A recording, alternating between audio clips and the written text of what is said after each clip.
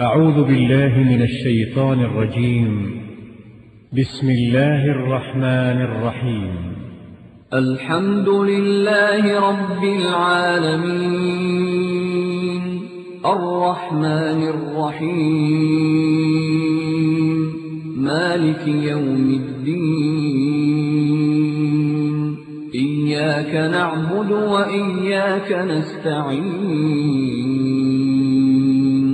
اهدنا الصراط المستقيم صراط الذين أنعمت عليهم غير المغضوب عليهم ولا الضالين.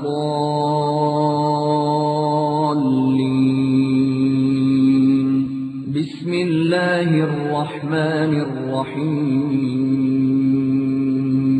ألف لام ميم.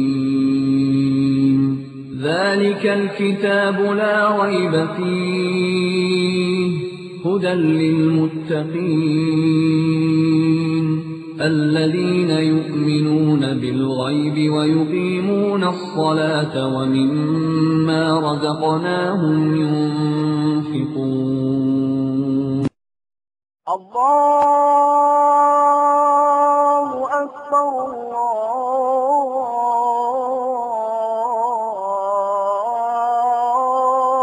الله أكبر الله أكبر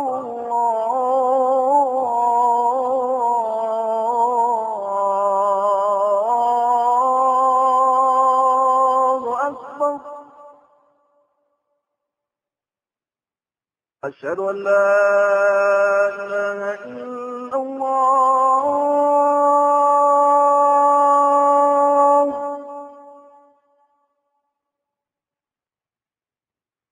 أشهد أن لا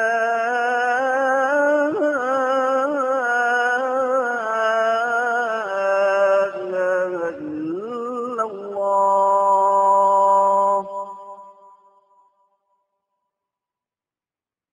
أشهد أن محمدا رسول الله.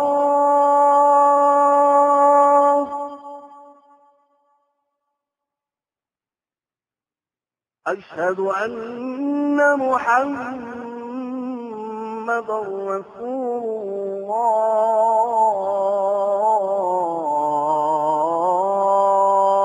الله.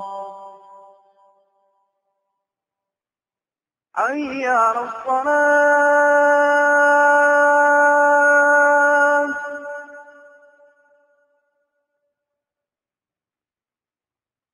حي على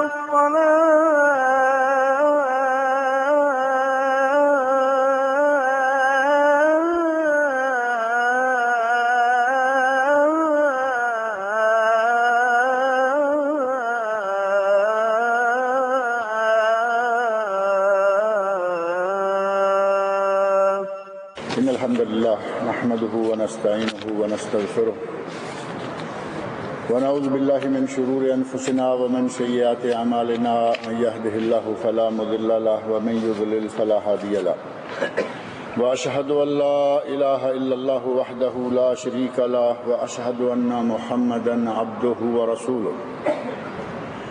أما بعد فإن خير الحديث كتاب الله وخير الهدي هدي محمد صلى الله عليه وسلم وشر الأمور محدثاتها وكل محدثة بدعة وكل بدعة ضلالة وكل ضلالة في النار.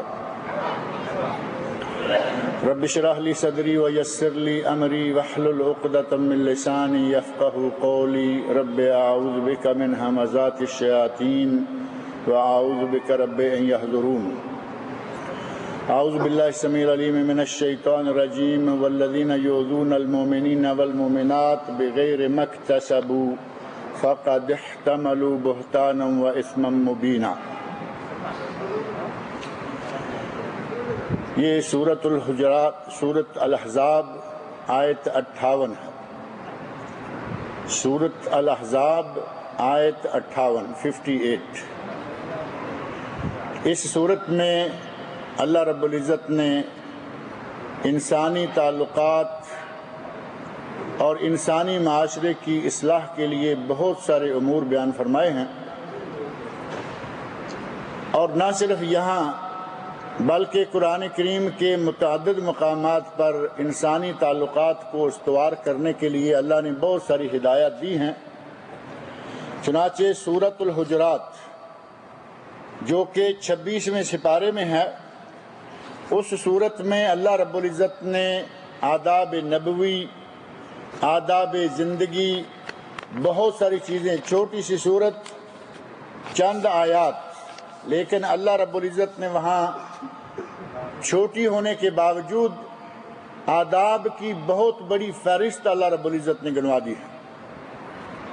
اس فہرست میں ایک چھوٹا سا ٹکڑا ہے، انما المومنون اخوہ، تمام مومن آپس میں بھائی بھائی ہیں، تمام مومن آپس میں بھائی بھائی ہیں، اور جو آپس میں بھائی بھائی ہوں گے ظاہر ہے کہ انہیں آپس میں ایک دوسرے کا خیال رکھنا ہوگا، ایک دوسرے کو اذیت دینے سے بچنا ہوگا۔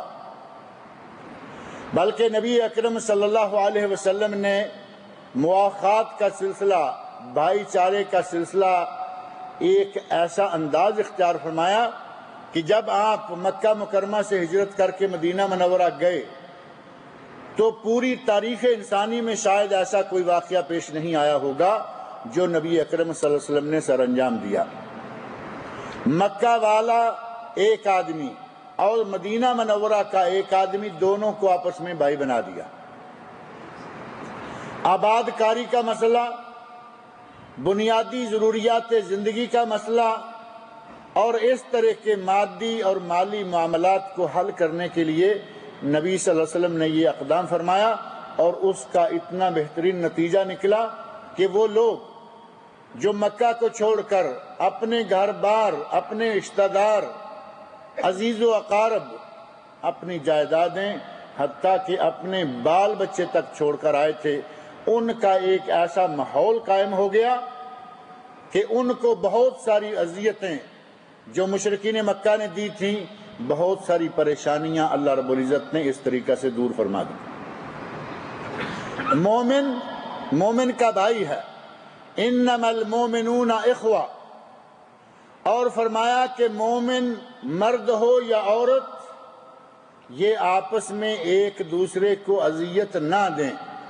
والذین یؤذون المؤمنین والمؤمنات بغیر ما اکتسبوا، وہ لوگ جو مومن مردوں کو اور مومن عورتوں کو بغیر کسی وجہ کی اذیت پہنچاتے ہیں، بغیر کسی سبب کے، کسی نے تہمت لگا دی، اپنے اندر کی جلن، اپنی کوئی ذاتی تکلیف، ذاتی عناد، آدمی میں گناہ نہیں ہے، عورت گناہگار نہیں ہے، لیکن الزام لگا دیا تاکہ لوگوں میں اس کو بدنام کر دوں۔ سورہ احزاب آیت 56 میں اللہ رب العزت نے ارشاد فرمایا، آیت 58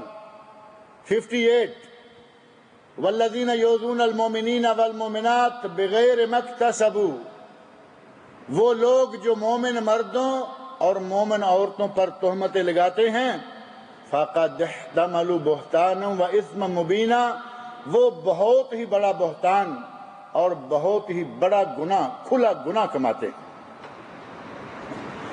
اور بہتان کیا ہے؟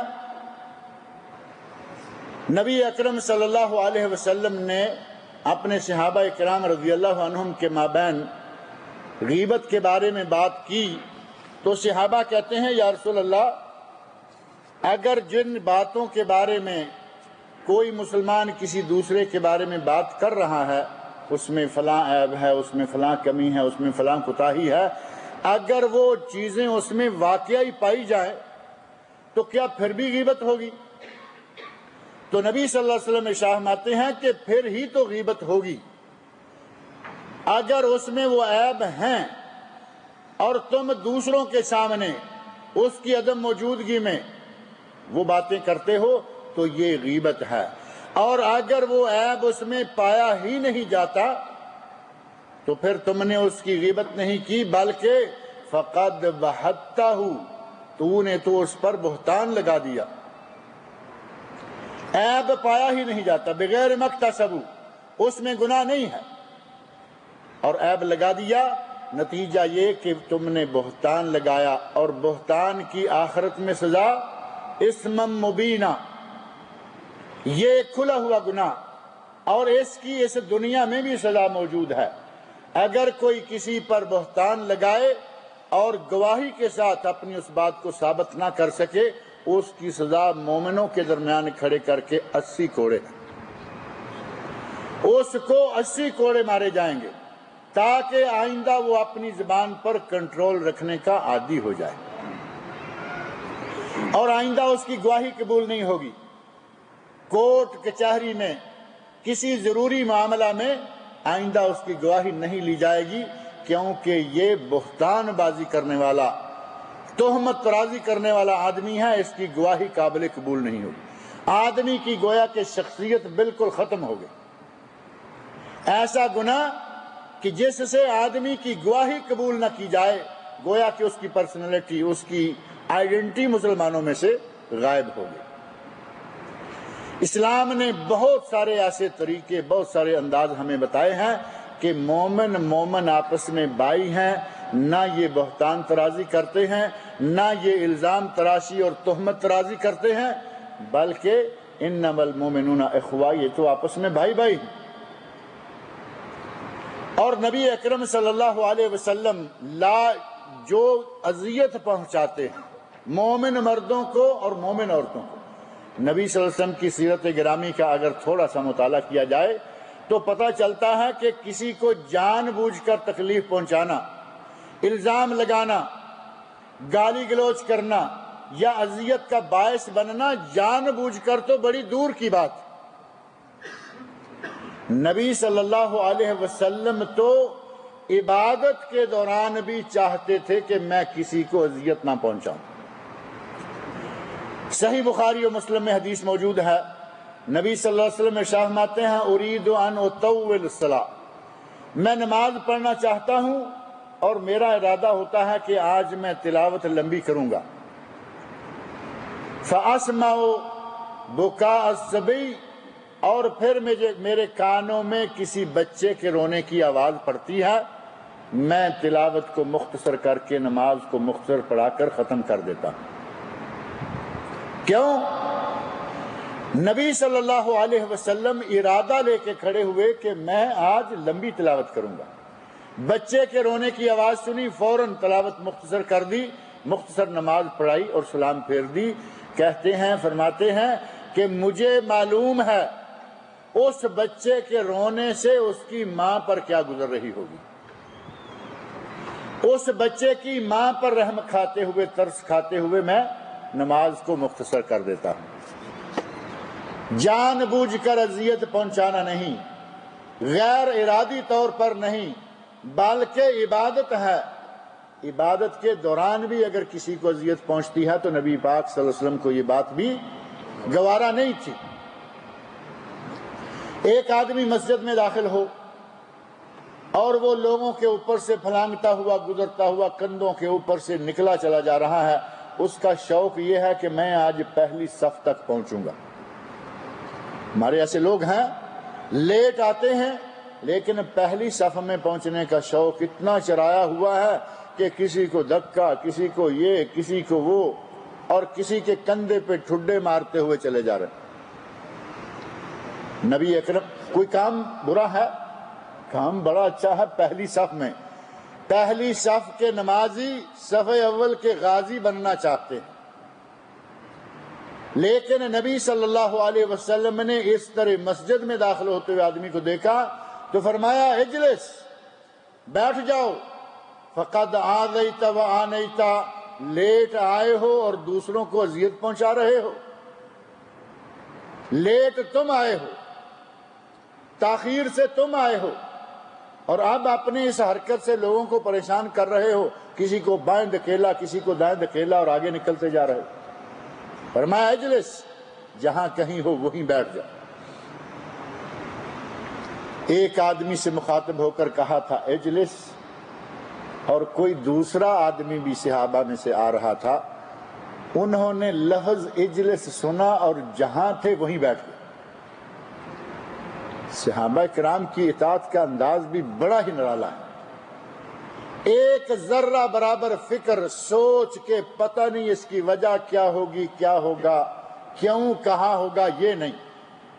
سنا اجلس تو کہا کہ شاید مجھے ہی کہا گیا ہوگا۔ اجلس کا معنی بیٹھ جاؤ، جہاں تھے وہیں بیٹھ گئے۔ نبی اکرم صلی اللہ علیہ وسلم نے مسجد میں داخل ہونے والے کا اگر انداز کسی دوسرے کو اذیت پہنچانے والا ہے اس کو سختی سے منع کر دیا، فرمایا جہاں ہو، جہاں تک پہنچ گئے ہو وہیں بیٹھ جاؤ۔ اور اس کو نبی صلی اللہ علیہ وسلم نے فرمایا آذیت و آنیت، اذیت دی ہے، لیٹ آئے۔ اور اگر جان بوجھ کر کسی کو بہت ہی زیادہ اذیت ناک کام کر کے اذیت پہنچائی جائے تو کیا وہ نبی صلی اللہ علیہ وسلم کو گوارا ہوگی؟ انسان تو انسان، نبی صلی اللہ علیہ وسلم کو تو جانوروں کو اذیت پہنچانا گوارا نہیں تھا۔ بہت سارے واقعات ایسے ہیں کہ جانوروں کو اذیت پہنچانے والے لوگوں کو نبی صلی اللہ علیہ وسلم نے سختی سے منع کیا۔ چیونٹیوں کے گروندے میں آگ لگی دیکھی، آپ آگ بگولا ہو گئے، ناراض ہو گئے، غصے ہوئے اور فرمایا فَإِنَّهُ لَا يَنبَغِي لِأَحَدٍ أَن يُعَذِّبَ بِالنَّارِ إِلَّا رَبُّ النَّارِ۔ لوگوں، اس آگ کے خالق اللہ کے سوا کسی کو اس بات کی اجازت نہیں ہے کہ وہ کسی جاندار کو آگ کے ساتھ اذیت پہنچائے۔ چیونٹی ایک چھوٹا سا زمین پر رینگتا ہوا کیڑا جس کی کوئی اتنی بڑی اہمیت بھی نہیں ہے، لیکن نبی صلی اللہ علیہ وسلم کو چیونٹی کو اذیت دینا گوارا نہیں ہوا، اونٹ کو اذیت دینا گوارا نہیں ہوا، چڑیا کو اذیت دینا گوارا نہیں ہوا۔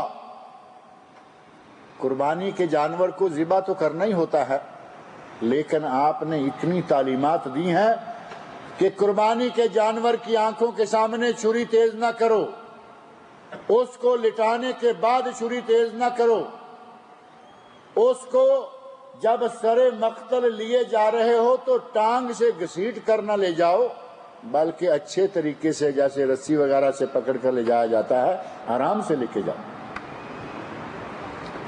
صحابہ کرام نے، خلفائے راشدین نے نبی صلی اللہ علیہ وسلم کی یہ تعلیمات نافذ کی، اور حلال جانور تو حلال جانور، نبی صلی اللہ علیہ وسلم کو تو حرام جانوروں کو اذیت پہنچانا بھی گوارا نہیں تھا۔ کتا حرام ہے نا؟ صحیح بخاری، بنی اسرائیل کی عورت، اور ایک روایت میں بنی اسرائیل کے کسی آدمی، عورت ہو یا مرد ہو، بلکہ جس میں عورت ہے اس میں ہے کہ گناہ گار، کسبی، فاحشہ عورت، کنویں کے کنارے پر دیکھا کہ کنویں کے کنارے ایک کتا گیلی ریت چاٹ رہا ہے، محسوس کیا کہ یہ پیاس سے مر رہا ہے، اپنا موزہ نکالا، پانی میں ڈال کر موزہ بھر کے نکال کر کتے کو پلایا، کتا دم ہلاتا ہوا بھاگ گیا۔ نبی صلی اللہ علیہ وسلم نے ارشاد فرمایا اللہ نے اس عورت کے اس عمل کے نتیجہ میں اس کے سارے گناہ معاف کر دیے اور اس کو جنتی کر دیا۔ ایک کتے کی اذیت نبی صلی اللہ علیہ وسلم کو گوارا نہیں ہے۔ مسلمان کو اذیت پہنچائے، مومن کو اذیت پہنچائے، کیسے گوارا ہوگا؟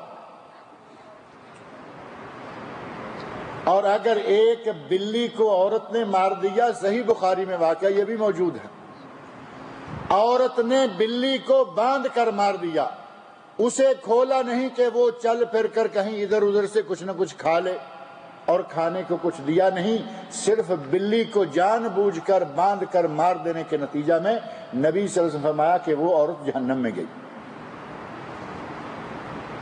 اور آپ ارشاد فرماتے ہیں اتقوا الملائن الثلاث، 3 لعنت کا موجب بننے والے کاموں سے بچو۔ ایسے کام جو دوسروں کے لیے، دوسروں کی طرف سے وہ کرنے والا جو آدمی ہے اس پر لعنت کا سبب بنتے ہیں، ان سے بچو۔ اور وہ کام کیا ہے؟ لوگوں کے راستے میں جو چلتا ہوا راستہ ہے اس راستے پر بول و براز کر دینا، لوگوں کے سائے کی جگہ، جہاں لوگ تھوڑا سا وقت دوپہر کا سستانے کے لیے، ٹھنڈک لینے کے لیے سائے کے نیچے بیٹھ جاتے ہیں، وہاں بول و براز کر دینا۔ اور موارد، وہ مقامات کنویں کے چاروں طرف، چشمے کے قریب جہاں لوگ پانی لینے کے لیے آتے جاتے ہیں، وہاں بول و براز کر دینا۔ فرمایا ان 3 جگہوں پر بول و براز کرنے والے پر ساری دنیا کی لعنتیں آتی۔ اتقوا الملائن الثلاث، ان 3 لعنت والے کاموں سے بچو۔ جس نبی نے ہمیں یہ آداب سکھلائے، اس نبی کے دل میں کتنی رحمت موجزن ہے، اپنے لوگوں کے لیے، غیروں کے لیے، جانوروں کے لیے۔ اور بعض کام ایسے ہیں کہ وہ دوسروں کے لیے بلا وجہ قسم کی، وہ دل سے ارادہ نہیں رکھتا لیکن اذیت کا باعث بن جاتے ہیں۔ راستے میں 2-3 آدمی کھڑے ہو گئے، تھوڑا عرصہ پہلے میں یہاں ذکر کر رہا تھا، دیہاتوں میں، ہمارے ملکوں کے شہروں میں یہ عادت ہوتی ہے کہ نوجوان لڑکا کسی اچھی سی جگہ دیکھ کر، جہاں سے ہر کسی کو گزرنا، اس کے نزدیک یہ اچھی جگہ، جہاں رکنا، جہاں بیٹھنا منع ہے، اس کے نزدیک وہ اچھی جگہ ہے۔ اس نے کہا کہ یہاں سے سارے جائیں گے، پردے والی بھی جائے گی، بے پردہ بھی جائے گی، اریاں بھی جائے گی، نیم اریاں بھی جائے گی، یہاں سے سب کو گزرنا ہے۔ اور آج ہم نے یہاں 1-2 گھنٹہ بیٹھنا ہے دیدار کرنے کے لیے۔ یہ انتہائی شر انگیز ارادہ لے کر کونے پر بیٹھ گیا۔ ایک وہ ہے جس کا ایسا کوئی ارادہ نہیں، لیکن گزرنے والوں کو وہاں سے، عورت ہے، با پردہ ہے، شریف عورت ہے، اس کو وہاں قریب سے گزرتے ہوئے اچھا نہیں لگتا کہ 2-4 مرد بیٹھے ہوئے ہیں، میں ان کے پاس سے گزروں۔ نبی اکرم صلی اللہ علیہ وسلم نے ارشاد فرمایا، ایاکم والجلوس فی الطرقات، راستوں میں بیٹھنے سے باز آ جاؤ۔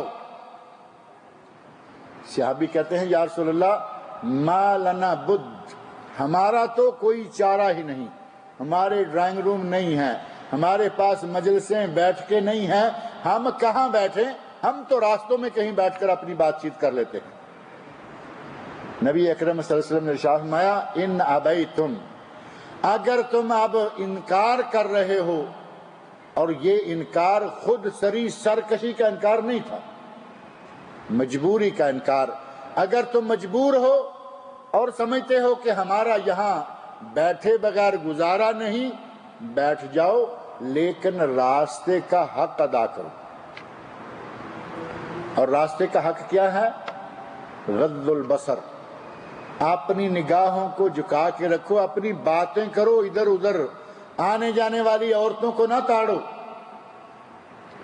عورتوں کو نہ تاڑو، نہ فکرے کسو، نہ اپنی زبان سے گھٹیا باتیں نکالو تاکہ گزرنے والوں کو، عورتوں کو، مردوں کو کوئی اذیت پہنچے۔ سلام کا جواب دو، جو گزرے سلام کہے، سلام کا جواب دو، نگاہ پہ کنٹرول رکھو، اور راستے میں گری پڑی چیز اگر کوئی نظر آئے تو اس کو اٹھا دو۔ نبی اکرم صلی اللہ علیہ وسلم ارشاد فرماتے ہیں کہ میں معراج کی رات مجھے اللہ نے میری امت کے اچھے اور برے سارے کام دکھائے۔ میں نے اپنی امت کے اچھے کاموں میں سے، اب اچھا کام چاہے کتنا چھوٹا کیوں نہ ہو، وہ نامہ اعمال میں موجود ہوگا اور اس کا ثواب ملے گا۔ فرمایا کہ مجھے یہ دکھایا گیا کہ آپ کی امت کے کسی آدمی نے راستے میں پڑی ہوئی چیز کو ہٹایا تھا، کنکر ہے، پتھر ہے، کوئی جھاڑی ہے، اس کو اٹھا کر دور کر دیا۔ اور مساوی برے کام، فرمایا کہ مجھے چھوٹے سے چھوٹا برا کام بھی بتایا گیا، اگر مسجد میں کسی نے تھوک دیا اور اس کو زمین میں نہیں دبایا تو یہ گناہ بھی مجھے دکھایا گیا۔ اور نبی اکرم صلی اللہ علیہ وسلم نے بعض دفعہ اپنے دستے مبارک سے مسجد میں پڑے کسی نہ کسی جگہ تھوک کو، خشک تھوک کو، پتھر لے کر، کنکر لے کر رگڑا، زائل کیا اور مسجد کو صاف کیا۔ آج کا ماحول تو الحمدللہ ایسا نہیں ہے کہ یہاں مسجد میں کوئی اپنے پاؤں کے نیچے یا ادھر ادھر تھوک سکے، نبی صلی اللہ علیہ وسلم ارشاد فرماتے ہیں کہ اگر کسی کو نماز کے دوران تھوکنے کی مجبوری بن جائے تو وہ اپنے پاؤں بائیں پاؤں کے نیچے تھوکے. اور یہ کب کی بات ہے؟ جب ریت تھی، کنکر تھے، پتھر تھے، ان کے اوپر نمازیں پڑھی جاتی تھیں. آج تو قالین ہے، کہاں بائیں طرف اور کہاں ادھر اور کہاں ادھر، اب تو وہ معاملہ نہیں. لیکن کبھی کبھی آج بھی کچھ لوگ ایسے ہیں. اس حدیث میں ہے کہ نبی صلی اللہ علیہ وسلم نے کعبہ کی طرف والی دیوار پر تھوکا ہوا دیکھا، اور کعبہ کی طرف منہ کر کے تھوکنے سے آپ نے مطلقاً منع فرما دیا. حتیٰ کہ ایک امام مسجد کو نبی صلی اللہ علیہ وسلم نے کہیں دائیں اپنے کعبہ کی طرف تھوکتے ہوئے دیکھ لیا تو آپ نے فرمایا لا یصلی لکم، آج کے بعد یہ تمہیں نماز نہ پڑھایا کرے. اسے اتنا بھی معلوم نہیں کہ کعبے کا کتنا احترام ہے، کعبے کا کتنا مقام ہے. لا یصلی لکم، آج کے بعد یہ تمہاری امامت نہ کروائے. غرض یہ کہ نبی صلی اللہ علیہ وسلم نے کسی ایک طریقہ سے نہیں، انسان کی زندگی میں آنے والے مختلف مواقع اور مختلف انداز، ان میں ہر قدم پر یہ ہدایت فرمائی کہ مومنوں کو، مسلمانوں کو آپس میں ایک دوسرے کو تکلیف نہیں دینی چاہیے. المسلم من سلم المسلمون من لسانہ و یدہ، مسلمان وہ ہے جس کی زبان اور اس کے ہاتھ سے دوسرے مسلمان محفوظ رہیں. ہماری زبان بھی کینچی کی طرح چلتی ہے 24 گھنٹے، جب تک جاگ رہے ہیں کسی کی غیبت، کسی کو گالی، کسی کو یو، کسی کو وہ، اور جب ہوش و حواس میں چلتے پھرتے ہوں تو ہاتھ بھی چلتے رہتے. نبی اکرم صلی اللہ علیہ وسلم نے پوچھا اتدرون من المفلس یوم القیامہ، جانتے ہو کہ قیامت کے دن مفلس کون ہوگا، غریب مسکین کون ہوگا؟ صحابہ کرام رضی اللہ عنہم نے سادگی سے کہا مفلس تو یا رسول اللہ وہ ہوتا ہے من لا درہم لہ ولا دینار، جس کے پاس کوئی پائی پیسہ نہ ہو وہ مفلس. آپ نے فرمایا مفلس وہ ہے یاتی یوم القیامہ، جو قیامت کے دن آئے گا، نمازیں پڑھی ہوں گی، روزے رکھے ہوں گے، زکاتیں دی ہوں گی، صدقات و خیرات کیے ہوں گے، فیاتی قد ضرب ھذا وشتم ھذا وقذف ھذا وسفک دم ھذا، اس کو مارا ہوگا، اس کو گالی نکالی ہوگی، اس پر تہمت لگائی ہوگی، اس کا خون بہایا ہوگا. قیامت کے دن وہ نیکیوں کا ڈھیر لے کر آئے گا. اللہ رب العزت اس کے اور اس کے جو حقدار ہیں ان کے مابین انصاف کرنے کے لیے شروع کرے گا. اس کو گالی دی تھی، اس کو اتنی نیکیاں دے دو، اس کو مارا تھا، اس کو اتنا کر دو. حقدار آتے جائیں گے، اپنا حق مانگتے جائیں گے، لیتے جائیں گے، نیکیوں کا ڈھیر ختم ہو جائے گا. نبی اکرم صلی اللہ علیہ وسلم ارشاد فرماتے ہیں کہ اب ان لوگوں کے گناہ، ابھی کچھ لوگ مطالبے والے باقی ہیں، اس کی نیکیاں ختم ہو گئیں، اب ان لوگوں کے گناہ لے کر اس کے کھاتے میں ڈالے جائیں گے اور اس کا گناہوں کا کھاتا بڑا لمبا ہو جائے گا. اس کے بعد اٹھا کر اس کو جہنم میں پھینک دیا جائے گا. فرمایا کہ مفلس میری امت کے لوگوں میں سے یہ آدمی مفلس ہو، یا صحیح معنوں میں مفلس یہ ہے. نبی صلی اللہ علیہ وسلم کے پاس شکایت آئی. اب دیکھیں آپ اذیت کو روکنے کے لیے کس کس جگہ پر کس کس انداز سے ہدایت فرما رہے ہیں. صحابی مسجد میں آیا، حضرت معاذ بن جبل رضی اللہ عنہ امام مسجد ہیں، جماعت کرانے لگے. ایک نوجوان آدمی نے آ کے ساتھ نماز شروع کی. تھوڑی دیر دیکھا کہ یہ تو لمبی صورت شروع کر دیے ہیں اور ان کی عادت ہے یہ صورت پوری کرتے ہیں، مجھے کہیں کام ہے. سلام پھیرا، دوسری طرف گئے، اپنی نماز اکیلے نماز پڑھی اور نکل گئے. حضرت معاذ رضی اللہ عنہ نے جب یہ دیکھا تو فرمایا کہ یہ منافق ہے. ظاہر غصہ آیا ہوگا کہ اس نے میری امامت میں نماز مکمل کیوں نہیں کی. فرمایا کہ یہ منافق ہے. اس نوجوان کو یہ بات پہنچی کہ معاذ رضی اللہ عنہ نے مجھے منافق کہا ہے، چاہے امام اور مقتدی کا رشتہ ہی کیوں نہ ہو، اگر کسی پر ناجائز کو لفظ کہا جائے تو ظاہر ہے کہ غصہ آتا ہے. انہوں نے جا کر نبی اکرم صلی اللہ علیہ وسلم کی خدمت میں شکایت کر دی کہ مجھے معاذ نے منافق کہا۔ نبی صلی اللہ علیہ وسلم نے دونوں کی بات سنی اور فرمایا افتانن یا معاذ، اے معاذ کیا لوگوں میں فتنہ پیدا کرنا چاہتے ہو؟ تم لمبی رکعتیں، لمبی قرات، لمبی تلاوت کرو گے، لوگ تم سے نماز چھوڑ چھوڑ کر ہٹتے چلے جائیں گے، فتنہ پیدا کرنا چاہتے ہو؟ ایسا نہ کرو، بلکہ ائمہ کو مستقل ہدایت نبی اکرم صلی اللہ علیہ وسلم نے دے رکھی تھی کہ تم میں سے جب کوئی شخص جماعت کروائے فَلْيُخَفِّفْ، تو وہ ہلکی پھلکی جماعت کرائے، فَإِنَّ مَعَهُ الضَّعِيفُ وَالسَّقِيمُ وَالْكَبِيرُ، اس کے ساتھ کوئی بیمار ہے، کوئی بڑی عمر کا ہے، کوئی ذل حاجہ، کوئی حاجت مند ہے، ان لوگوں کا خیال رکھو۔ ان کا خیال رکھے بغیر تم اپنی نماز لمبی پڑھتے چلے جاؤ گے، ان کو اذیت ہوگی، ان کو تکلیف پہنچے گی، ان کے کام میں رکاوٹ آئے گی۔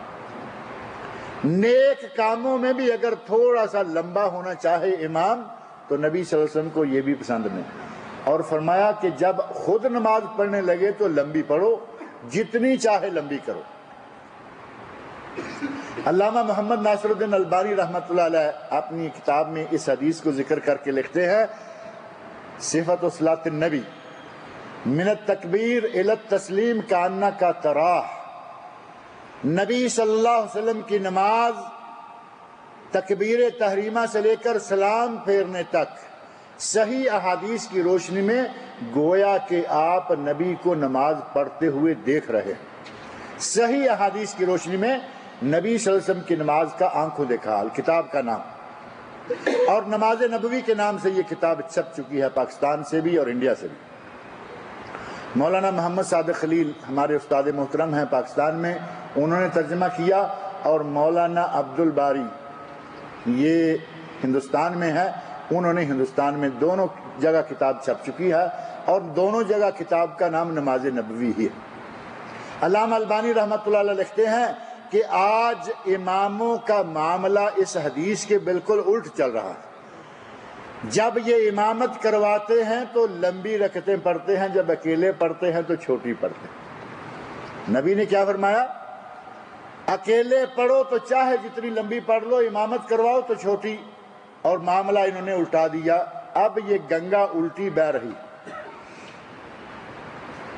نماز میں امامت کروانے میں خود نبی اکرم صلی اللہ علیہ وسلم نے کتنا خیال رکھا مقتدیوں کا، اور نبی صلی اللہ علیہ وسلم کی ہدایات، قرآن کریم کے ارشادات مومن کو مومن تکلیف پہنچائے، نہ یہ بات اللہ کو گوارا پسند ہے، نہ یہ نبی اکرم صلی اللہ علیہ وسلم کو پسند ہے۔ اور تکلیف دینے کے انداز ہمارے یہاں بے شمار ہیں۔ مارکیٹ میں جائیے، آپ کو وہاں تکلیف دینے کی بہت ساری شکلیں نظر آئیں گی۔ کم تولنا، یہ گاہک کے لیے تکلیف دہ ہے یا نہیں؟ آپ نے ایک کلو یا 5 کلو چیز لی، گھر گئے تو 4.5 کلو نکل آئی۔ آپ نے کپڑا خریدا 5 میٹر، گھر گئے تو 4.5 پونے 5۔ وہ یہ چھوٹی چھوٹی تکلیفیں پہنچانے والے۔ اور ایک وہ ہیں کہ آپ بہترین انگوروں کا گچھا اٹھا کے کہتے ہیں کہ بھئی یہ ہمیں 2-3 گچھے آگے رکھے، 2 کلو انگور دے دے۔ اس نے نیچے سے لفافہ اٹھایا، آپ کے 2 کلو یا 1.5 کلو کے یہ گچھے ڈالے، گھر میں جا کے کھولیں کہ میں تو انگور کے گچھے لایا تھا، نیچے پھٹے ہوئے اتنے دانے کہاں سے آ گئے؟ اتنی ہاتھ کی صفائی سے لفافہ پہلے سے تیار نیچے رکھا ہوتا ہے، اس میں ٹوٹے پھوٹے دانے ڈالے ہوئے ہیں، کچرا ڈالا ہوا ہے۔ جب کہ آدمی دیتا ہے تو ایک گچھا وہاں سے اٹھا کے ایسے طریقے سے ڈالا، پتہ ہی نہیں چلنے دیا گاہک کو کہ ہمیں کیا مل رہا ہے۔ وہ تو جب جا کے کھول کے دیکھا تو پتہ چلا کہ نیچے سے کیا نکلا۔ اگر اپنے گھر میں دیکھا تو اذیت، اور اگر کہیں مہمان جا رہا ہے کسی کے گھر میں لے گیا تو کہیں گے کہیں سے اونے پونے میں سستا شاید اٹھا کے لے آیا۔ اور ایک بڑا عجیب انداز اذیت پہنچانے کا ہے تناجش۔ لا تناجشو، نبی صلی اللہ علیہ وسلم نے فرمایا لا تحاسدو، آپس میں حسد نہ کرو۔ حسد میں آ کے کسی کی چیز کو اتنا دیکھا کہ سامنے والی چیز اگر بے جان ہے تو ٹوٹ جائے اور اگر جان ہے تب بھی ٹوٹ جائے۔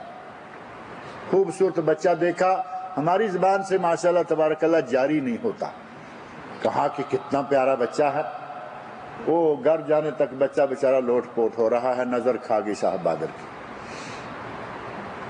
جبکہ قرآن کریم میں اللہ رب العزت نے اور احادیث میں نبی صلی اللہ علیہ وسلم آیا ہے کہ جب کوئی چیز دیکھو تو ماشاءاللہ کہو۔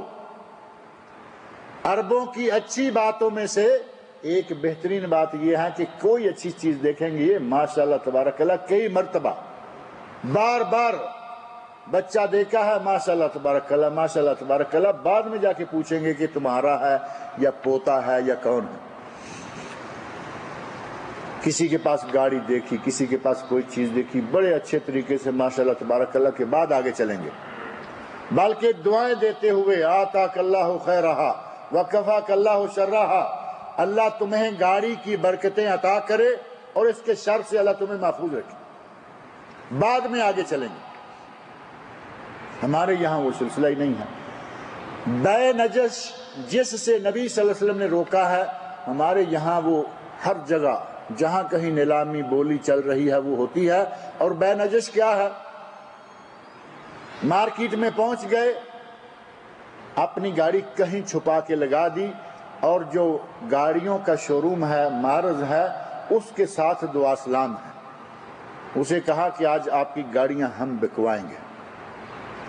گاڑی 5,000 کی ہے یا 10,000 کی ہے، پرانی گاڑی بک رہی ہے، یہ آتے ہیں گھومتے پھرتے دیکھتے ہیں کہ بولی 4 کے قریب پہنچی ہے، یہ آ کے کیا دیتے ہیں جی 4.5۔ کسی کو ضرورت ہے وہ کہتا ہے کہ ہم اوپر کوئی 100 ڈال دیتے ہیں، 200 ڈال دیتے ہیں، وہ کہتا ہے جی 4.25۔ یہ جو معرض والے کا چھوڑا ہوا ہے یا معرض والے کا بلا وجہ اپنے کرائے پر مہربان بنا ہوا ہے، یہ کہتا ہے 5۔ اب جس بیچارے کی ضرورت ہے وہ کہتا ہے کہ چلو اور 100-200 چڑھاتے ہیں۔ یہ اس کی قطعاً نیت نہیں ہے کہ میں یہ گاڑی خریدوں گا، کیونکہ یہ تو خریدنے نہیں آیا، یہ تو محض گناہ کمانے کے لیے آیا ہے، 4 پیسے کما کے لے جائے گا اور گناہوں کی گٹری بھی اٹھا کے لے جائے گا۔ اس نے 5.5-6 کرتے کرتے 5,000 کی گاڑی ضرورت مند کو 7-8 میں ڈال دی۔ یہ بے نجس ہے، بغیر خریدنے کے ارادہ کے بولی چڑھائے چلا جانا تاکہ سامنے والے کو چیز مہنگی بکے۔ ایک کا فائدہ کر دیا کیونکہ اس سے اس نے کچھ لینا ہے، دوسرے کو بہت سارا نقصان پہنچا دیا۔ نبی اکرم صلی اللہ علیہ وسلم نے بعض حدیث، صحیح بخاری میں صحیح مسلم میں حدیث موجود ہیں، لا تجسسوا، آپس میں ایک دوسرے کو اذیت پہنچانے کی بہت ساری شکلیں، لا تجسسوا، ایک دوسرے کی جاسوسی نہ کرو، ولا تحاسدوا، آپس میں حسد نہ کرو، ولا تباغضوا، آپس میں بغض کینہ اور ایک دوسرے سے نفرت نہ کرو، ولا تناجشوا، ولا تدابروا، ایک دوسرے کی طرف پشت کر کے نہ چلو۔ یہ پشت کر کے تدابر، ایک دوسرے کی طرف پشت کرنا کیا ہے؟ اگر 2-4 آدمی چل رہے ہوں تو ایک دوسرے کی طرف پشت تو آٹومیٹک ہو جاتی ہے، یہاں یہ مراد نہیں ہے۔ مراد یہ ہے کہ چلتے ہوئے دیکھا کہ سامنے سے ہمارا فلاں آ رہا ہے، اس سے تو ہماری بول چال بند ہے، اب منہ چھپا کے کہیں ادھر سے ہو کے گزر رہا ہے، کہیں ادھر سے ہو کے گزر رہا ہے۔ ایک مسلمان کے مسلمان پر جو 6 حق ہیں، للمسلم علی المسلم 6، مسلمان کے مسلمان پر 6 حق ہیں، ان 6 حقوق میں سے ایک یہ ہے کہ وہ سلام کہے تو اس کے سلام کا جواب دو۔ آگے والے کئی حقوق تو ہمیں یاد ہیں، اگر مومن دعوت دے تو دعوت کو قبول کرو، یہ بڑا یاد رکھا ہوا ہے ہم نے، کیونکہ دعوت نہیں ٹھکرانا۔ اس دعوت سے پہلے بھی کچھ حقوق ہیں، ان میں سے ایک یہ ہے کہ مسلمان کا حق ہے رد السلام، جب وہ سلام کہے تو اس کے سلام کا وعلیکم السلام، وعلیکم السلام ورحمۃ اللہ، وعلیکم السلام ورحمۃ اللہ وبرکاتہ جواب دو۔ اور جب 2 آدمی گزرنے لگیں آپس میں تو فرمایا کہ پہل کرنے والے کو ثواب زیادہ ہوگا، بڑا چھوٹے کو، چلتا ہوا بیٹھے ہوئے کو، زیادہ تھوڑے لوگوں کو سلام کرنے کے آداب بھی نبی صلی اللہ علیہ وسلم نے بتائے۔ یہ سلام کرنے کی بجائے، سلام سننے کی اور جواب دینے کی بجائے منہ ادھر ادھر کر کے نکل جاتا ہے۔ اگر کہیں بیٹھنے کی نوبت آ جائے کہ مجبوراً بیٹھنا ہے، کبھی کسی کے یہاں تعزیت کرنے کے لیے چلے گئے، کسی کی شادی میں چلے گئے، ہم وہاں تو اکٹھے ہیں لیکن یہ اس کی طرف پشت کر کے بیٹھ رہا، جان بوجھ کر کہ کہیں سامنا نہ ہو، آنکھیں چار نہ ہو، کوئی سلام علیک نہ کرنا پڑ جائے۔ نبی اکرم صلی اللہ علیہ وسلم نے مسلمانوں کے اچھے تعلقات، مسلمانوں کے تعلقات کو بہتر بنانے کے لیے بہت ساری ہدایات اور بہت ساری تعلیمات دیں۔ ان تعلیمات میں سے جہاں کہیں بھی کسی کو اذیت پہنچانے کی نوبت آتی ہے، آپ نے فرمایا کہ اذیت نہ پہنچائے۔ کسی کے ہاتھ میں تلوار ہو، ننگی لے کے نہ چلو۔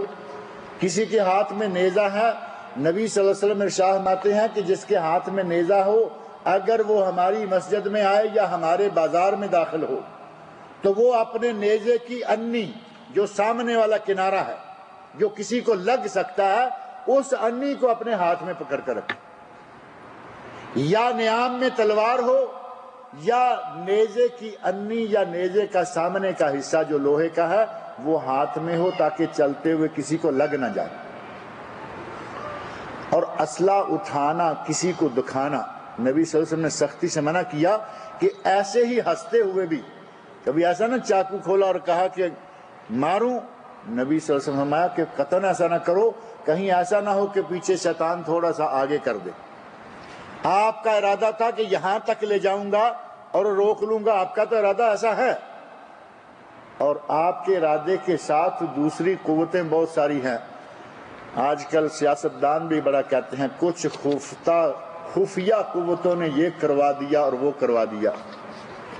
ایک خفیہ قوت انسان کے ساتھ ہر وقت لگ جاتی ہے، جس کو نبی صلی اللہ علیہ وسلم فرمایا قرین، گناہوں کی طرف رغبت دلانے والا۔ فرمایا کہ ہر انسان کے ساتھ قرین موجود ہے۔ کہیں ایسا نہ ہو کہ تم چھری لے کر اشارہ کر رہے ہو، وہ پیچھے سے کوہنی کو ذرا سا لگائے گا، چھری پیٹ میں جا نکلے گی۔ فرمایا قطعاً ایسا نہ کرو۔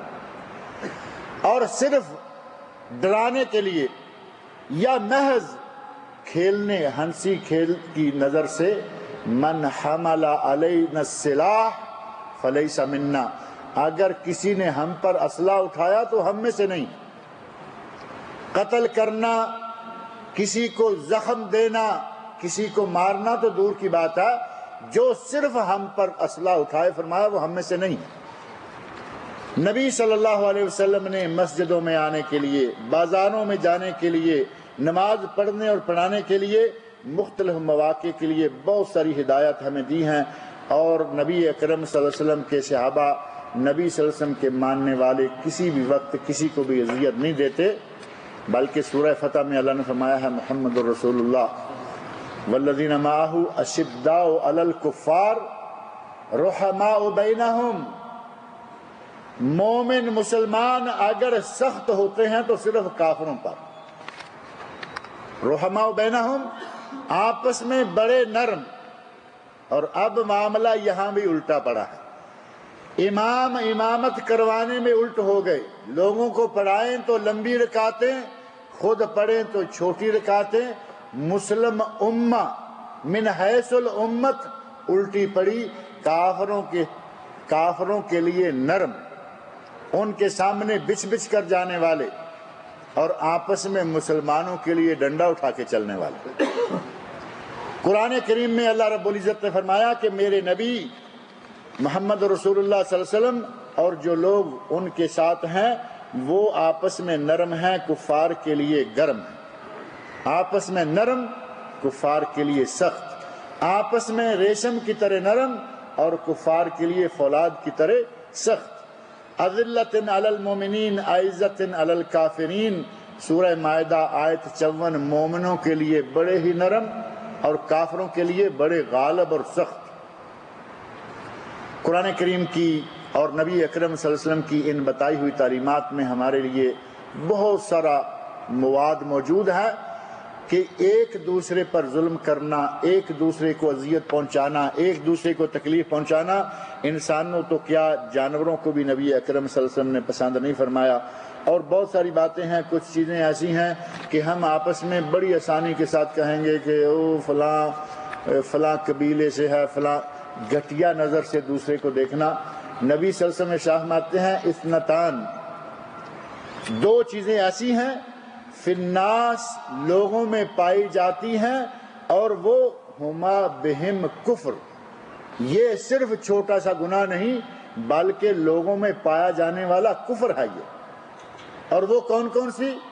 الطعن فی النسب، کسی کے نسب میں طعن کرنا، والنیاح علی المیت، اور میت پر نوحہ خوانی اور بین کرنا، یہ دو چیزیں کفر ہیں لیکن لوگوں میں پائی جاتی ہیں۔ اور ایک چیز بڑی معروف عام یہاں میں ذکر کرتا رہتا ہوں، لوگوں کو اذیت پہنچانے کی جو چیزیں ہیں ان میں سے نبی صلی اللہ علیہ وسلم فرماتے ہیں کہ 4 چیزیں ایسی ہیں اگر وہ کسی میں پائی جائیں تو وہ منافق۔ 4 من کن فیہ کان منافقا خالصا، اگر کسی میں 4 چیزیں پائی گئی تو خالص منافق، اور اگر ان میں سے ایک پائی گئی تو اسی کے بقدر منافق، وہ 25% ہوگا، 50%، 75 یا 100%۔ اور وہ 4 چیزیں، اذا حدث کذب، جب بولے تو جھوٹ بولے، اذا وعد اخلف، وعدہ کرے تو وعدہ خلافی۔ وعدہ خلافی سے اذیت پہنچتی ہے نہیں سامنے والے کو، وہ انتظار میں بیٹھا ہے کوئی اپنی ارینجمنٹ کر کے کہ آج میرا بھائی پیسہ لے کے آئے گا جو میں نے اس سے قرض لینا ہے، اس نے وعدہ کیا، وعدہ خلافی کر لی۔ وَإِذَا اؤْتُمِنَ خان، کسی کے پاس امانت رکھی، ہڑپ کر گیا، کہاں کہ کس کے سامنے دیے تھے۔ ایسے لوگ ہیں پیسے ہاتھوں ہاتھ لے کر ہڑپ کر گئے اور مانگنے جاؤ کہیں گے کس کے سامنے دی، جاؤ محکمہ جاؤ، کورٹ جاؤ، کچہری جاؤ، جس کے پاس مرضی۔ امانت دی رکھنے کے لیے اور یہ گونٹ بھر گیا۔ وَإِذَا خَاصَمَ فَجَرَ، اور جب کبھی تلخ کلامی کی نوبت آ جائے تو بد زبانی پر اتر جائے، گالیاں دینا شروع کر دے۔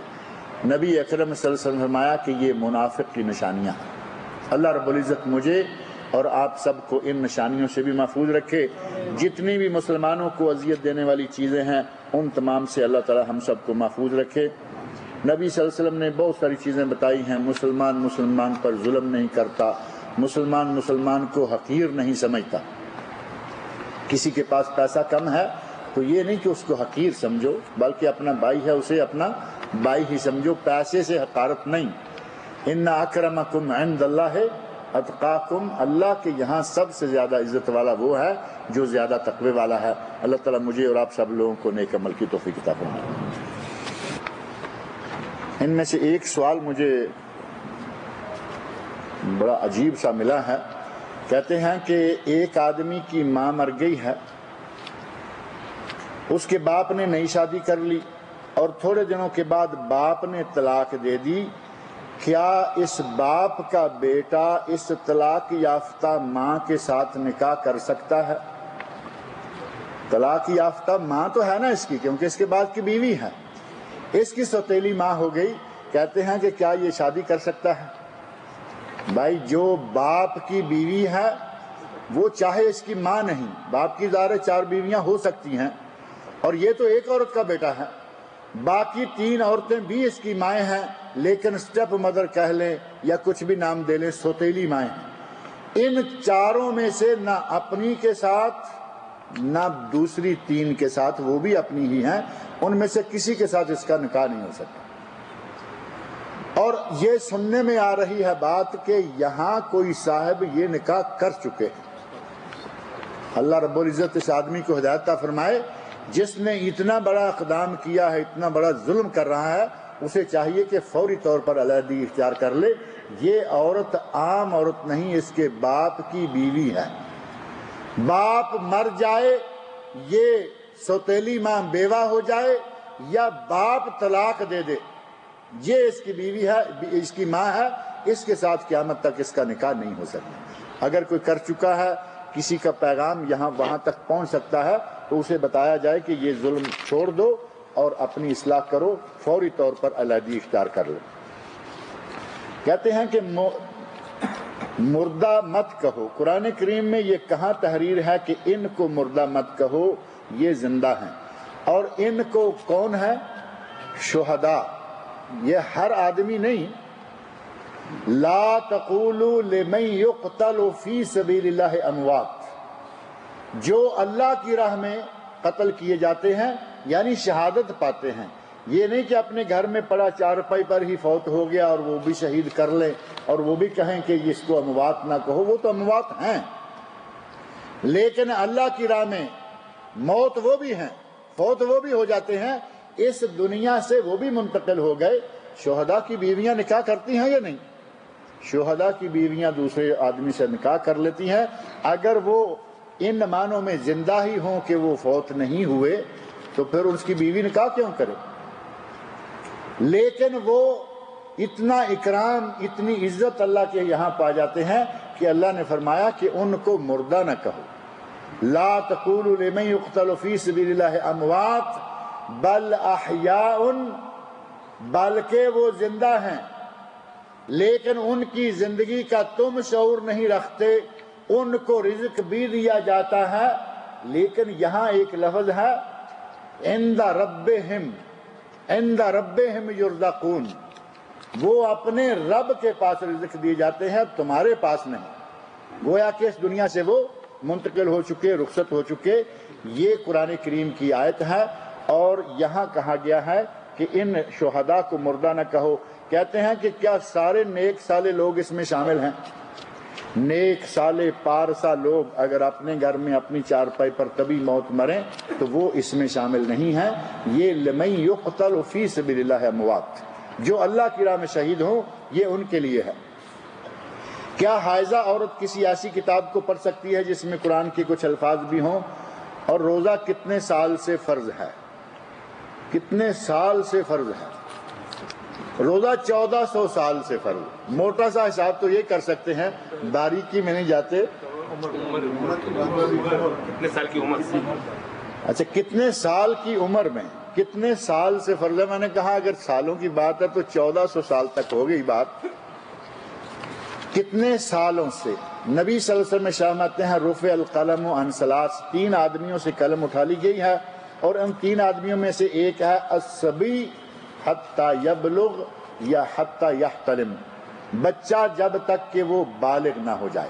روزہ فرض ہوگا بچے پر جب وہ بالغ ہو جائے، بچی اور بچے پر، لیکن صحابہ کرام رضی اللہ عنہم نے ہمیں ایک انداز بتایا اور یہ بتایا کہ بچہ جب روزہ رکھنے کی صلاحیت، اہلیت اختیار کر لے، چاہے وہ 4 6 8 سال کا ہی کیوں نہ ہو، اس کو روزہ رکھوانا شروع کر دیا جائے۔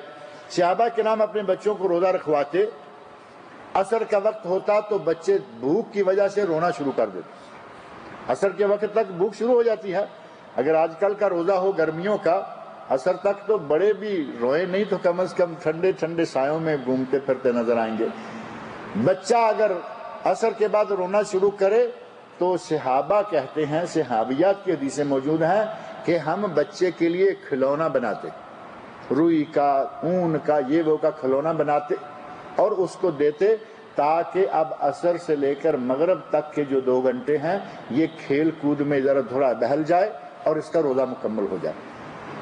صحابہ کرام اتنی کم عمر کے بچے کو روزہ رکھوا رہے ہیں جو شام کو رونا شروع کر دے، اور ہمارے 15 16 17 سال کا ہٹا کٹا نوجوان لڑکا ہے، صرف امتحان چل رہے ہیں تو کہیں گے نہیں بیٹا تم چھوڑو تمہارے امتحان چل رہے ہیں، تم روزہ نہیں رکھو۔ یہ ایسے جیسے اس نے اس کی قبر میں جانا، اپنے بیٹے کو جان بوجھ کر جبکہ وہ بالغ ہو چکا ہے، لڑکی ہے لڑکا ہے، تم روزہ نہیں رکھو، تمہارے ایگزام چل رہے ہیں، ایگزام میں تو پتہ نہیں پاس ہوگا یا نہیں، آگے سے اس کو فیل کرنے کے لیے ہمارے والدین خود لگے ہوئے ہوتے ہیں۔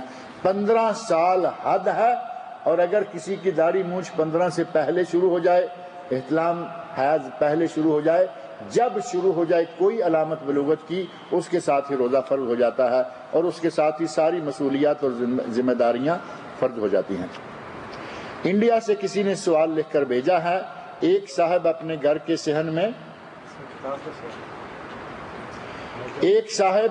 گھر کے صحن میں پھولوں کی خوشبو محسوس کر رہے ہیں، جبکہ بہت دور تک آس پاس کوئی پودا یا جھاڑ نہیں۔